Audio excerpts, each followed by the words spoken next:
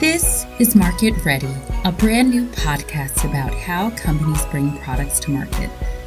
On this season, we go behind the scenes and give you an in-depth look at the world of product marketing and answer questions like, what is product marketing? What are the core skills you need to be a product marketer? How is product marketing different at large and small companies? And so much more.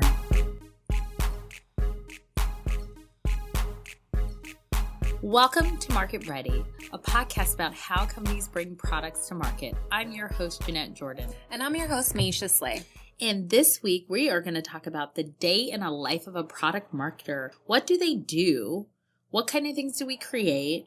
What are the core skills? And who do they work with? So, Miyishia, you want to kick it off? What do you do on a regular basis? Definitely. That is a good question.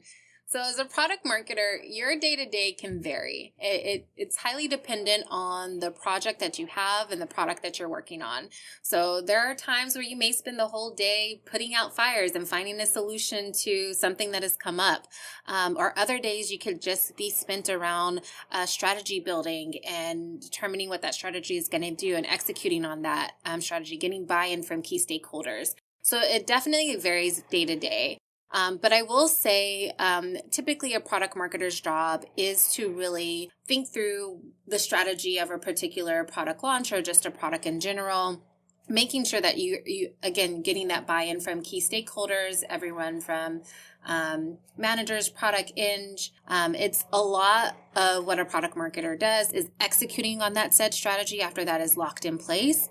And then even after that strategy is implemented on and you've had this big major launch moment, it's really looking at after that, the implementation of that and the success of it. So it's everything from talking to customers about how they're using it, how are they liking it, diving in with analysts about usage metrics and how we're going to improve that. And then also going back to just like your quarterly and yearly goals and making sure that you're hitting those numbers that you have set out to do, especially if those numbers are tied to a specific revenue or a specific amount of customers that should be onboarded to the product as well. You know, I think that's what I love about product marketing. Like, no 2 days are the same. And unlike other jobs I had where you start to learn your job and you get used to it and you get bored, I've never had a product launch happen to the same way. You know, I've never had a lot of repetition in my day, and I think that's what I love. I often think about, as a product marketer, what do I do? I think you're right. There's a bit of setting the strategy. I also think, because I have spent most of my career at smaller companies,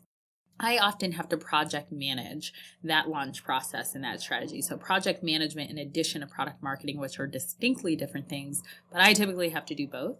Right. And then I feel like once I'm project managing, my part of the execution has a lot to do with the collateral, the sales enablement, telling that story. It might be updating the website. And then I think you're right, post-launch, it could be a whole element of reporting and really how did it go well. But I think it's a hard question to answer because I think you're really responding to the needs of your business and or product. It depends on what, to me, especially as a B2B product marketer, the sales team is trying to do. So depending on what they're trying to achieve, depends on how I create materials to support them. So for example, if the goal is product adoption and we just want new people to use it, the tools that I might use, the campaigns that I might run, the programs I create are very different than if we're trying to upsell.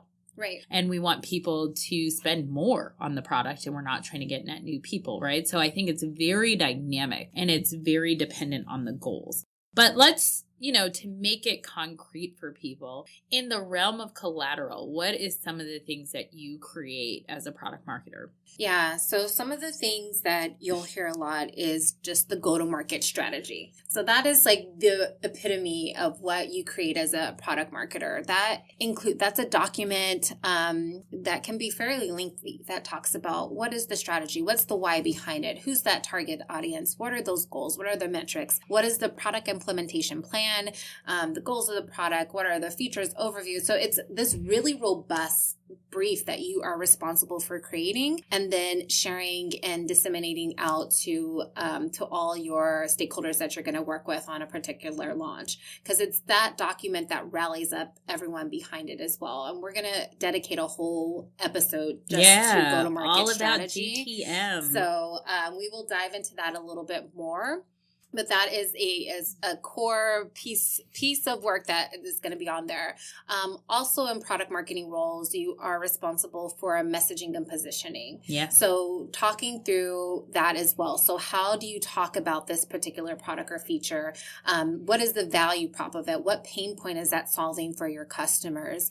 And so that's something that you're also responsible for creating, of just like that messaging, and then how are you positioning yourself within the marketplace? So that is also really core, especially with product marketers, really talking through what is your competitive advantage? What makes your product or this particular feature so unique that customers will want to adapt it versus all other competitors that are out there? So it's really having some key understandings of what is the magic behind your particular product. And so I would say go to market, strategy doc, your messaging in terms of how do you communicate that value prop to your customers, whether that's on the B2B side, B2C, positioning in terms of your competitive advantages within the industry, where's that magic in the product or features that you're launching. And then to your point, there's also, especially if you're a B2B marketer and you work very closely with your sales team, there are sales enablement docs that you create. Everything from like a one-pager sheet that allows them to sell more into the product, gives a very high level overview of, again, that value prop of the product, some key features that they may want. It may even include case studies that you gather from specific customers that you have as well. So there's that type of documents that are available. Yeah, and I think to keep it simple, there's a couple of great things that you said. As far as messaging and positioning, I think about it as two distinct outputs. Yes. And one of them is sometimes I create an actual like messaging framework or pillars that I will give to other marketing teams or other people who create collateral in addition to myself on my behalf, so that we're all along the same page. So I would say messaging pillars is what I think about as an internal doc, but is a deliverable that I will give to people internally as a resource for how to talk about this product if they're creating their own collateral. Right. And then I think, to me, a key deliverable around messaging positioning is usually a pitch deck. Right. And I enable the sales teams with a pitch deck. And that's one of the core deliverables I take. And just kind of a note on a pitch deck. Usually where I've seen it is product marketers do not a very general, but specific to the product pitch deck. And then usually I have seen sales operations teams or sales support teams that when you're going to a specific client to pitch, they will start to tailor that pitch to a particular client. That usually doesn't come from product marketing. So that is a distinction that I want to say. Like, we have a pitch deck that can be almost like a toolkit and can be actually sliced and diced in various ways depending on who the client is. Right. And I think, to your point, sales enablement, it really depends on your size of organization. And again, I typically work in small companies. So usually, project management and or sales enablement are really rolled into product marketing for me. And so I think that there are two things. Usually when I create a pitch deck, then there is a sales training around how to teach sales reps how to pitch that deck, right? And the training deck is a little different. It'll have the components of the pitch deck, but you might have other resources that are really kind of internal notes or scripts or FAQs to really help your sales reps know how to navigate the story and stay on message. That's perfect. Anything else around sales enablement? I think you did bring up a good, topic, and I think you hear them as one sheets. I think you hear them as slicks. I think you hear them as product one pagers. It's a lot of jargon, but if you think about it, essentially a flyer, what somebody would call in any other industry, a flyer about your product, like a 1-page, maybe 2-page front and back that will tell you what it is, why you want to use it. And so those are some of the core collateral pieces after you get out of the strategy and understanding the landscape and positioning. I also think internally, usually a competitive intelligence doc is something that I've always created, especially around sales enablement or training, is to help people understand that market. It's not enough to just do the messaging and positioning, but usually there is some document that will talk about the competitors in the space and what are they offering and how salespeople can have a comparison. Usually you never want to release that to the market because it can get dicey if companies know how you're thinking about them or what you think you do better or not. But internally, usually you arm the sales rep with actually for this product, who else is in the space and how do what I've always heard called offensive or defensive statements. Right. You know, if you're trying to sell your product, an offensive statement would be, how do you talk about it's great without necessarily mentioning competitors, versus a defensive statement, if you ever hear that term, is somebody already asked about your competitors and how do you start to navigate talking around that? In various companies I've worked for, we've kind of taken different leads on this. So it's been everything from marketing actually taking the lead on doing competitive research, right? Yeah. And knowing, and this is a document that's typically shared only internally, about like how do we stack up against all of our competitors, like our full entire feature set. And we just do a deep dive with, you know, a particular researcher who does a lot of that for us and can package it up. And then we, you know, look through that and then we share that information internally. So that way we can equip our sales teams with that information. So it works differently at different companies. However, that is a core piece that a product marketer is responsible for, about learning and knowing that landscape of who else are the players in there. And oftentimes that means that you are going to use your competitors' products as well, right? Like you're going to log in as like a user, go through their whole entire user experience, look at their flow. Another thing that we've done is done competitor breakdowns. So as we have gone through that flow together, either as an individual or as a group, looked through that and really examined our competitors and said, like, what did they do really well? Yeah. And then what are some areas of improvement? Here's where we get to play in this market versus where they are.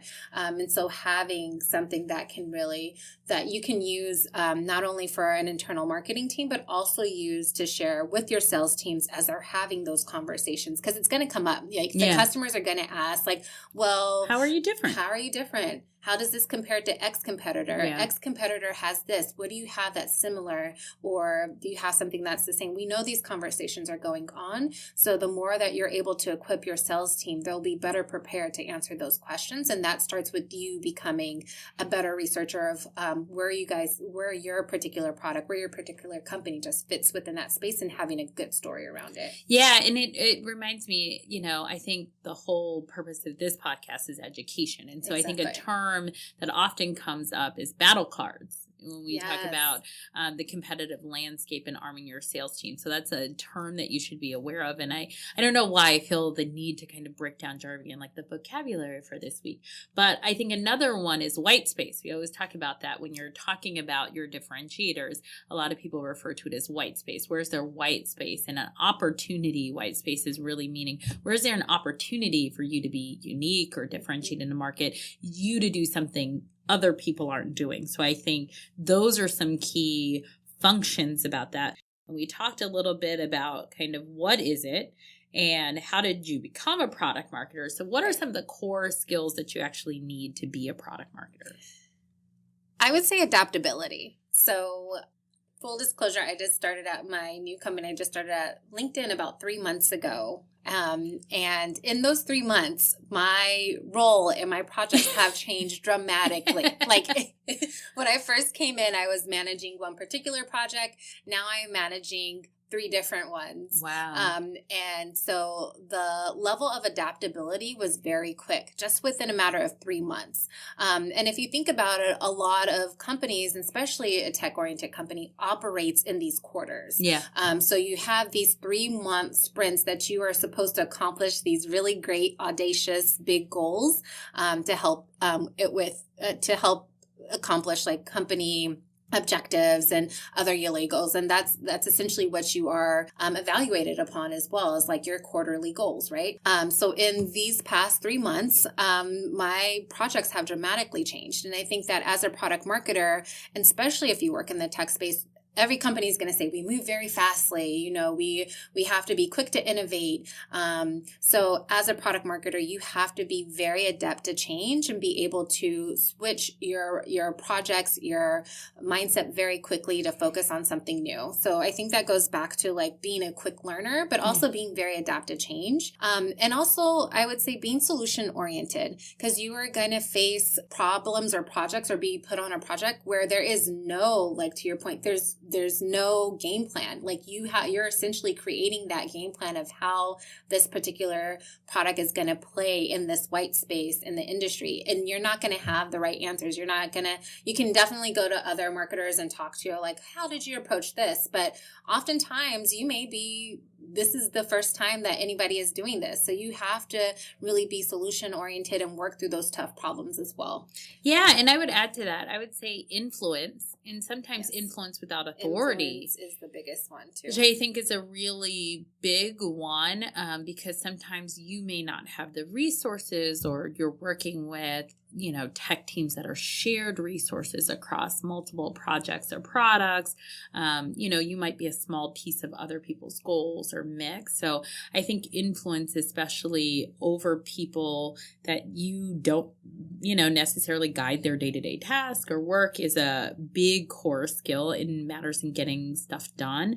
And it sounds simple, but I would even say organization. Like I'm actually working on a brand project right now, and I felt like everybody was a little confused with how it should go and all of that. And even though I'm not doing product launch right now, I started to realize a launch is a launch. And when we were having all trouble getting on the same page, I pulled out my go-to-market process that I use for product launches, right? And I did the same thing. And I was able to identify holes in our launch to say, like, hey, if we're thinking about a launch plan, regardless of whether this is a product or not, we should still know like who our audience is and what our message is. And it was a really quick and simple way to identify gaps. So I also would say organization and kind of keeping people on track is a really good core skill. Do you have anything else to add? Yeah.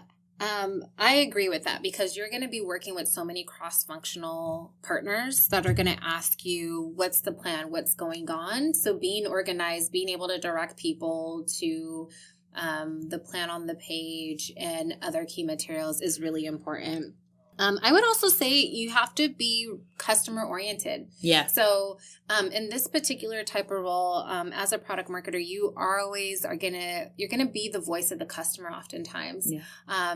Sometimes when product doesn't understand, like, why do we need to change the name of this? Like, I don't understand. Or why do we need to change this particular part of the feature? Or why do we need to, state this? It's like, our customers, like, you get it, I get it, you built the product, we're in this every day, but as a customer, they may not understand what, I'm just going to throw this out there, like, what click on the technical, bar on the top left side, and the click down, we can get very much into our own heads. Sometimes we make it too technical instead of really breaking it down for our customers and making it very easy. So I say, as a product marketer, you need to always continue to carry the lens of your customer and be very customer oriented in there, and have that as a key core skill. And then I would say the last part is just being data oriented. Yeah. So really making sure that you understand the data. Because again, sometimes your goals are going to just be awareness, right? Yeah. Sometimes you do a particular feature only for just awareness. But there's other times where you're going to really need to dive in deep in terms of, okay, well, why are customers not adapting a particular feature? Or why are we seeing now, why are we facing a decline, 2%, 3%, 5% decline year over year? Like, what is causing this? So you really have to be able to dive in there and fact those numbers as you're working with analysts and your data science team, and how you're going to solve that problem as well. Yeah. And I would also say storytelling, right? And I was thinking about this in two ways. Like, one it may sound obvious, like product marketer, you should have some marketing skills, right? I think people remember things in a story. So being able to synthesize information and tell it in a story-like format. But then as you started talking about data, I was also thinking that data tells stories. And I'll give a real life example from today. I was, sharing out on some of my projects and just giving a bunch of non-technical people a lot of data about like this campaign, run this. And I was trying to draw examples like, you really have to do some storytelling and put data in context, right? Yes. And so some of our campaigns had a 2% engagement rate. And so what I was telling them is like, it's hard to know if that's actually good or bad. And I'm realizing I'm talking to a non-technical audience. But if you look at our historical campaigns, they had less than 1% engagement rate. So over 2 is really good because we're seeing a lift, right? But if we're used to having a 10% engagement rate, then 2 might not be good. So I think also as you're dealing with data, realizing that you need to also tell a story and put that in context for people and make it simple to understand. And I really do think, and we should definitely talk more about this as we get into the All About GTM episode, is setting those KPIs up front, right? Because your tactic should go with your goals, right? Driving awareness is a little bit different than driving usage, which is still different from maximizing revenue. And those can all be different goals. So really getting clear alignment up front in your planning about what are the KPIs and what are we trying to do and what are we trying to maximize for, I think is really important. That is correct, because your KPIs will determine the tactics that you're going to use and the strategy that you're going to do to actually execute on that. It's not only important to maximize your performance, it's also important to maximize your productivity. On this episode, we are going to spotlight the time tracking and productivity tool, Toggl.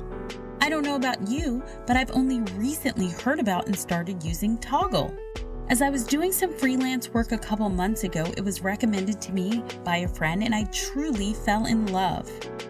While it's a simple time tracking tool, I found it seamless to integrate into my workflow.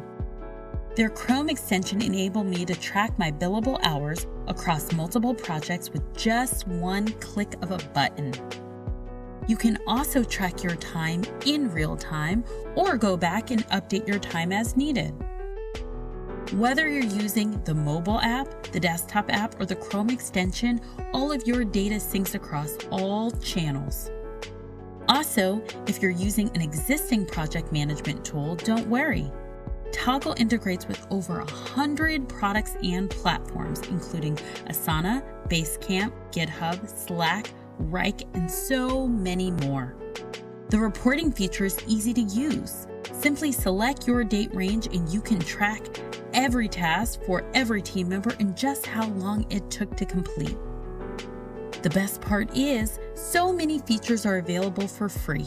They genuinely have a free plan, not just a free trial, which is ideal for small businesses or small teams. I am so excited for you to try Toggl. Let us know what you think. Connect with us and share your review at Market Ready Podcast on Facebook, Instagram, Twitter, or LinkedIn.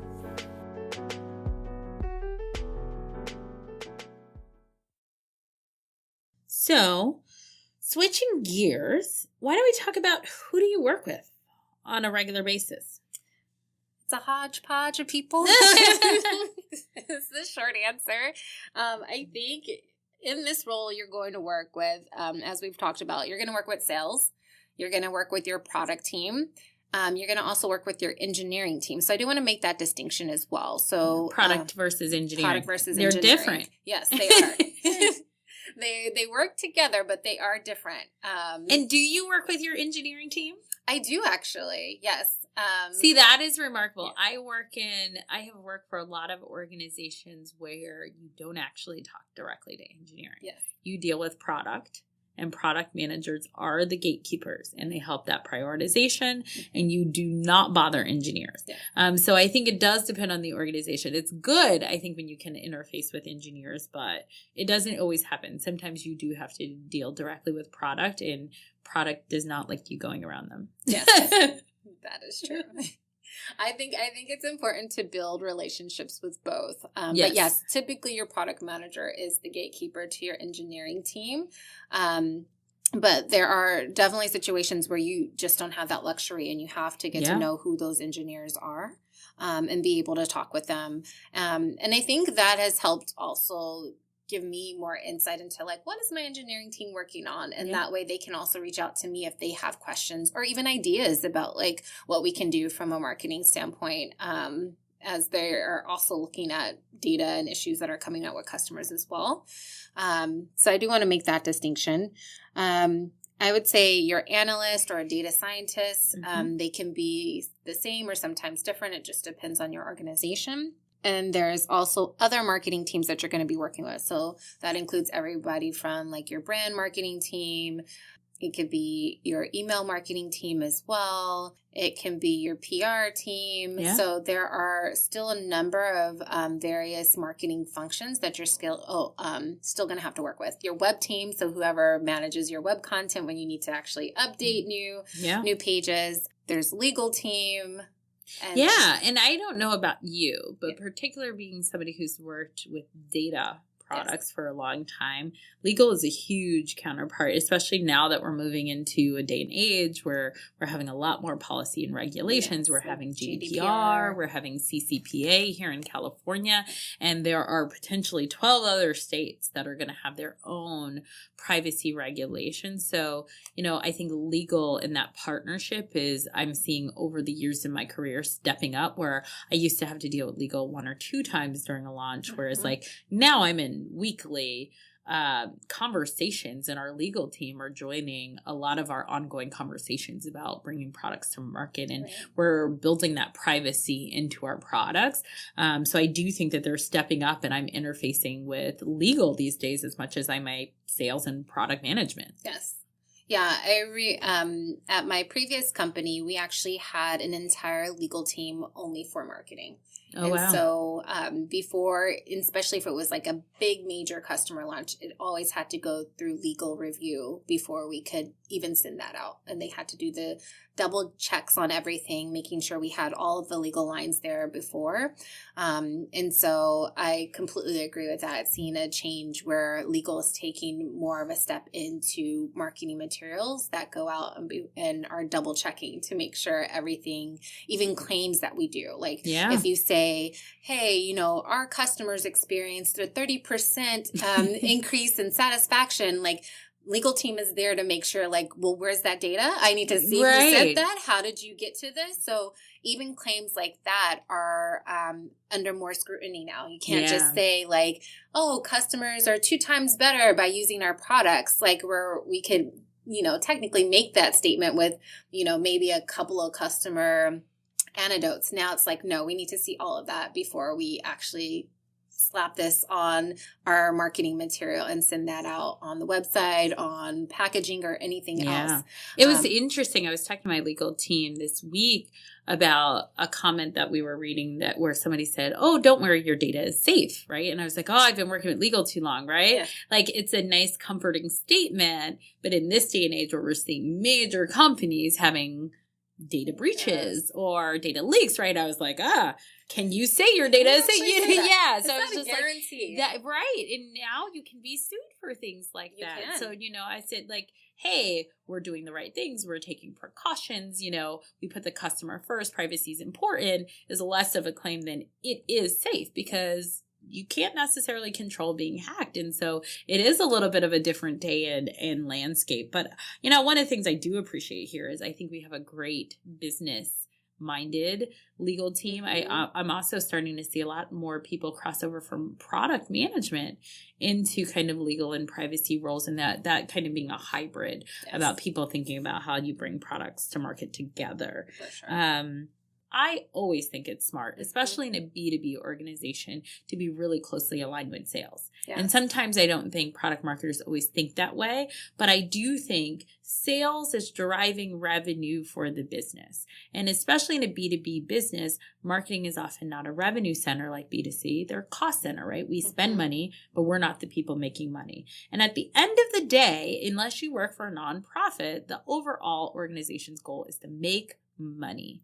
It's not a secret, and I don't think that's a bad thing. So I think alignment with sales really needs to be thought about carefully, understanding their revenue goals, understanding where they're having pain points and getting hung up, and really supporting that sales enablement to get them over the hump. I think that's a really important thing in key partnership, because everybody wins when you make your revenue number. Exactly. And so I think sometimes there is a tension between marketing and sales, or it's seen as being cooler to align with product than it is sales. But I feel like for me, in my career, I've seen a lot of success kind of partnering with legal and partnering with sales. Like, they are your friends and we are in the same boat. So aligning your goals kind of to them, I think is really helpful. And I've had a lot of success not trying to compete with sales for being the bigger person or the bigger budget or owning the strategy, but just saying like, I am really here to support you. And I find in B2B marketing, it's really controversial for me to step up and say like, hey, I think marketing is a support function. I was like, it's strategic. It is,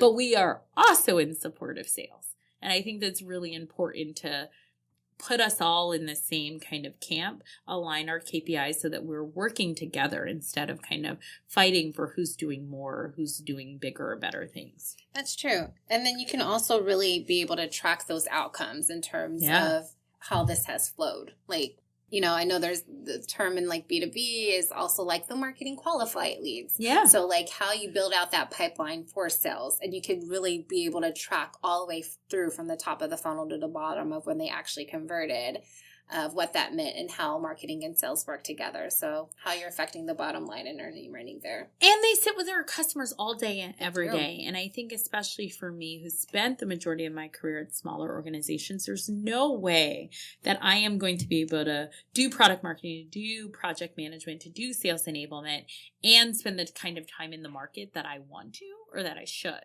So you have a sales team that is spending every day and is internalizing. That's their job, to know the customer. And so if you can build those relationships, they're a great way where they can give you the voice of the customer and help shorthand for that. It's also a great way for case studies. Like, marketers always need case studies. And we should have mentioned that as a real core thing that you create. Is case studies is a great way to sell.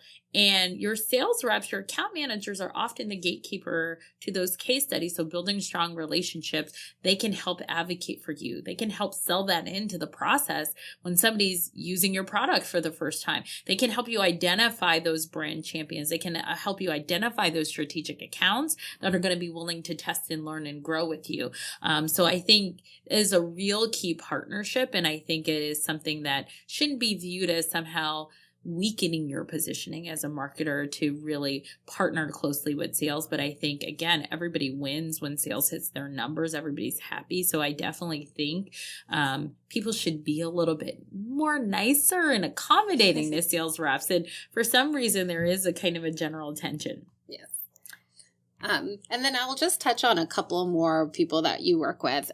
So obviously, sales is a big one. Product is a big one. Another one that I want to mention is just our customer success team. Oh, yeah, that's a good one.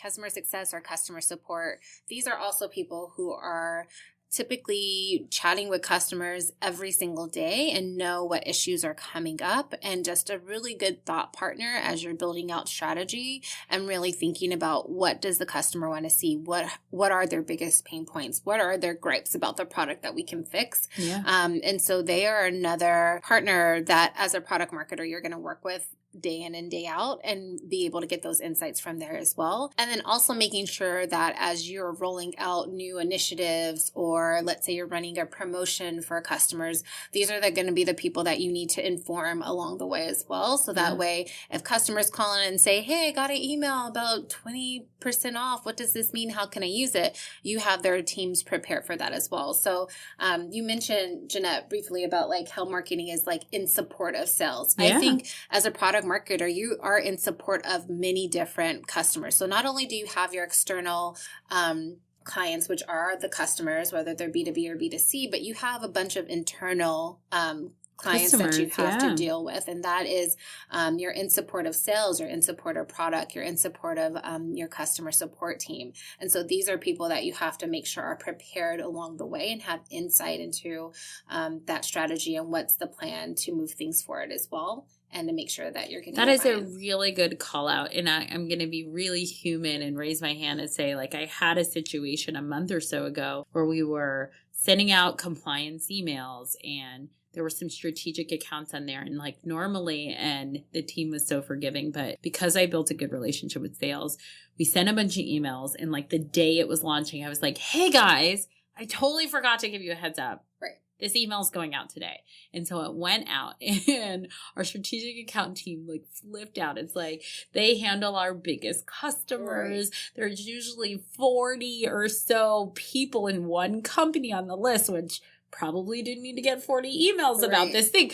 And they were in the midst of a renewal. And it just like they totally just panicked and lost it on them. And so it is a really good call out to like loop them in, even though it seems silly. And I'm like, oh, you don't think you care about these little compliance issues, but they're like, while we were negotiating this big deal, all of a sudden we've just upset these people by getting like 45 emails to one company. So it is a really good process. So now we've worked on ways where, you know, we can identify different people within the account that might be notified for different reasons, or, you know, make sure that we're just automatically creating a seed list of account managers. So even if I forget, they at least at a minimum get the email at the same time and they're never caught off guard. So that I think that is a really great point. I also think, to your point about customer success, is often they are the people who know the pain points, but they're often not the people who connect with product and engineering very often. So really product marketing becomes the link and closing that loop between some of the actual customer pain points, whereas product marketing needs to get that information because we are often interfacing with the technical teams, whereas customer success doesn't always, may rarely have that opportunity. So I think that is a really good call out. I know we talked about analysts and data scientists as well, but one caveat that I wanted to add there is, as you're thinking about your metrics, I think those are really good partners too, to make sure you want to measure your performance. You want to measure success. Sometimes systems, processes aren't set up for you to collect data in that way. So I think thinking about your KPIs and that planning piece, which again, we'll talk in much more detail next time, is really key. And like working with your data people up front versus saying like, it would be great to have this slice of data. It would be great to show a lift. It would be great to segment these customers. But if you haven't done the work and set up the data collection in the way to tell that story, it's sometimes really hard to parse it on the back end. And you can't always figure it out. You can't always find out what's working. So actually bringing analysts and data science to the forefront into that planning process and really building that cross-functional team. I think we're hearing that a lot. Who is the key point of contact? In all of my GTM plans, they kind of close with like, who is the key point of contact in product? Who is the key point of contact in sales? Who's the key point of contact in legal or customer support? And just really identifying every department that needs to touch this launch should have a go-to de facto person for this launch. They should. And we've listed at least like 5 or 6. I know it may sound daunting. So I do want to touch on that like we've already talked about 6 different type of functions that you're going to have to interact with in order to make a particular product launch work, or just like interacting on a day-to-day basis as even after it launches. So I want to really hone in on how like cross-functional a product marketing manager role is and how important it is to build those relationships. Like Jeanette, you touched on, you know, you had built a strong relationship with your sales team. And so when you sent out that email and we're like, oh, sorry, you know, they were a little bit forgiving because you have that relationship with them. So it is really important. I guess going back to the core skills we talked about earlier is making sure you know how to build those core relationships. And that includes apologizing when mistakes are made. That includes making sure that you're building up goodwill, making sure that you are spending time getting to know people, because these are the people you're going to work with even though your day may vary, but day in and day out interact with quite often. And a great relationship analogy that I've always heard is like a bank account, right? Yes. And you got to make deposits before you make withdrawals, yes. right? And so I think it's something that I've always learned that's really important is, especially when you have launch and there's timing. For me, I'm always crunching my legal team, not because I want to, but they're usually like the last stop before you get something done. And so if anything else is running late, it just shortens their time window, right? So I'm always putting them in a little bit of a pinch in a situation. And so the tables are turned. Legal is like writing new policies right now and writing new regulations for us, updating terms of service. And so they have some comms questions. And, my legal person reached out to me and like, 2:00 on a Friday. And she's like, oh my gosh, I'm so sorry. I need you to do this like now and today. And I'm like, of course, right? Because I'm like, I have been on the other side of this, a situation a number of times where I put you in a situation. So again, kind of to build that relationship, I was like, yes, I will clear what I need to do and be really responsive to you because I know that this is a key relationship that I need to make good. So I think thinking about that, I think you also hit on a really good point. When we surveyed kind of people who might be interested in the podcast, we asked a question, if you're a manager, what are the things that you wish new hires would know? And some of the insights that came back is like, this role is very ambiguous. And I think you can even hear that in us attempting to describe what is the day like and who do you work with? There's no clear answer, but it also requires a lot of cross-functional collaboration and communication. It's imperative to discuss responsibilities, dependencies, and expectations up front. And I thought that was a really great description that somebody gave of the role. And then another person, which we've already talked about, is talking about cross-functional leadership and influence without authority. Exactly. So those are, hearing from hiring managers, hearing from us who are experienced product marketers, I think really key to know. It's like you don't know what to expect. And hopefully that's the thing that energizes you and excites you. I think if you want to do the same thing every day and you want rote tasks, this is probably not the right function or fit for you. Anything you else want to add before we get into questions? All right. Let's hop into the questions. Let's do it. So one of the questions we got is, in my past role, I worked on messaging, lead generation, and marketing campaigns. I get varying answers on how it relates to product marketing. So what are your thoughts about how that relates to product marketing? Yes. So I would say these are core initiatives that a product marketer could potentially take on. Like, again, as we talked about and as the definition defined, a product marketing role can be very ambiguous. So I would say messaging is a core part of our product marketing. Yeah, function. I think messaging is great experience. It is, again, like you have to translate all the technical stuff that you know about it, that you've worked with your product and engineering teams on, that you have tested with. Now you have to break down, what does a admin of like the settings feature functionality allow somebody to do. Like, you have the technical terms, you understand it. Now you have to basically take that and break it down about why this is important to your customer, why they would find value. You may even do some training around how they find this and how to do it in 3 simple steps. So messaging is core to a product marketer, because you're taking something very complicated, that can be complicated, very technical, and putting it in customer terms and making it as easy as possible, and as simple and clear as possible. So that is a key part of product marketing. I would say lead generation that's kind of core to somebody who's in B2B. Yeah. And that kind of comes out in a bunch of different ways. Again, like that can come out from really focusing on that very top of the funnel activities that you may do.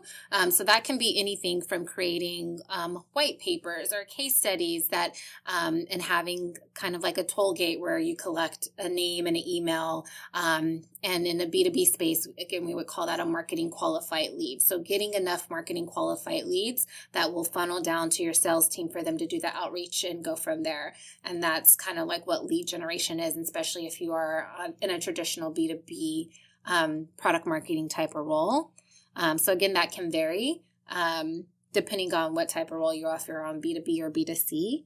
And then in terms of marketing campaigns, that has to do with your particular goals. Again, like as a product marketer, a lot of it is focused on product launches, but after the product launch is done and over and the product's out there and you are the one marketer dedicated to this particular product, you need to continue to think about what campaigns you're going to run in order to build awareness, or campaigns that you're going to run to have more usage, more user adoption. So those I see marketing campaigns as like those sustainability projects that you need to run along the way, depending on like what problem or what goal you're trying to solve to sustain the product year after year. Yeah. And I would say, I'm going to read into the question a little bit. It sounds like somebody who may be looking for a transition. And I agree with you. I think messaging we've talked about as a core skill. So I won't add any more to that, but I would say for lead generation and marketing and campaigns, I think it's actually a good skill set to have coming into product marketing. What I think you would need to do is like level that up and think about the strategy. So it's less about the actual building of the audience, right? And the mechanics of, hitting those goals and driving that lift, but much more understanding the mechanics of lead generation or marketing campaigns, which is like you have a target audience, right? You are putting out some messaging to attract that target audience. That strategy piece and kind of leveling up those skills are going to be really helpful to product marketing. And then I think it does depend B2B and B2C, because when I was a B2C product marketer, I own more of the lead generation and demand gen functions, because marketing can talk directly to the customer. It's a little bit different. You don't necessarily have a front end sales team when you're thinking B2C. So if you're making a transition, given the fact that you have done lead generation or demand gen, maybe pivoting from product market into product marketing on a B2C side could be a really good step. But I would say the strategy behind those marketing campaigns are really useful to product marketing. And then where I would spend time is thinking about building your skills in market research, thinking about, understanding the product and, sitting with some of the customer success folks or people, sales engineers, people who troubleshoot the product a lot, to start learning the ins and outs to build those core skills that you need that you may not have out of the gate, kind of coming from much more of a messaging demand gen side of things. So our next question is, and I guess that's a good segue, interested in learning to navigate the transition from market research in an ad measurement role into product marketing. And so again, I think it's very similar to what I would say about the first question. Market research is a real core skill. It is. So I think that is great. And I would say probably a good transition is thinking about taking on more of the sales enablement, leveraging that market research into doing the sales enablement, into doing the battle cards and starting to build your skill set that way. And then, thinking about learning the product and kind of expanding your scope and your role. But I would say if you're coming from a market research background, sales enablement might be a really good step on the way to product marketing, versus the first question, which it sounds like you're coming from more of a traditional marketing, and you probably need to build your skill sets in market research and product in those areas. But if you look at the core skills that we laid out, I would say, think about the ones you have and think about the gaps that you have and strategically start filling your gaps either through, volunteer projects, through learning, through, taking courses. Hopefully our podcast will be a resource as well, but thinking about ways that you can strategically fill your gaps while leaning on your strengths to kind of get your foot in the door. I agree. Identify those gaps and just knowing that there are some gaps that are more on the soft skills. So like the ability to influence, the ability to, adapt quickly to change. Those are some soft skills that can still be learned, but just know that a lot of those skills, there are hard core skills that you need as a product marketer, and then those soft skills. LinkedIn actually has a really great course on influencing without authority, and there's a number of different other learning courses that have that too. Yeah, and I also just got recommended The Art of the Woo. I haven't read it yet, but people have a book club and they were saying this is a great way to think about influencing and to start understanding who your audience is and really kind of tailoring that influence based on to how they receive information and what they like. So I think that's a really good call out. And then I can't wait. I'm really so excited about our next episode. I can't wait to dive deep into go-to-market, because for me, the thing that differentiates product marketing from every other marketing function is the go-to-market plan, is understanding how to run it well. And I'll be candid, as a hiring manager, as a mentor, I often find people call themselves product marketers, but this is their weakest skill. So if you listen to no other episode, go-to-market, the All About GTM episode, I think is going to be really core. All right. This has been a great episode of Market Ready. Tune in next time. Yes.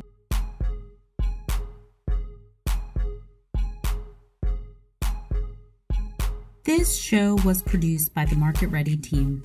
Sound mixed and edited by Full Spectrum Productions, with original music from Damani Rhodes. Thank you again for listening, and feel free to connect with us at Market Ready Podcast on Facebook, Instagram, Twitter, and LinkedIn.